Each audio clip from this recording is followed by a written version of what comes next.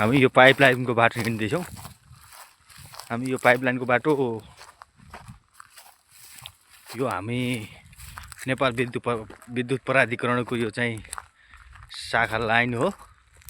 यो चाहिँ हाम्रो चाहिँ चिदिका कति नम्बर पर्छ यहाँ वडा राजेन्द्र सर? 8 वडा 8 हुन्छन् हो। यहाँको यो खानेपानीको लाइनमा रुडो छ। बिचको एउटा फेसमा चाहिँ लाइन नलागेको अवस्था छ। हिजो 5 बजेदेखि, त्यही भएर हामी यो खोजिराखेका छौँ। तर फल्ट यता पत्ता लागेको चाहिँ छैन हैन। और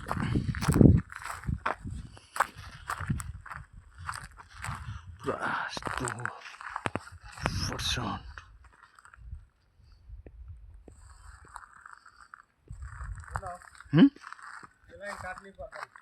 काट्नु पर्दैन अब। भनिदेऊ हामी यहाँ तल पाइपलाइनसम्म आयो।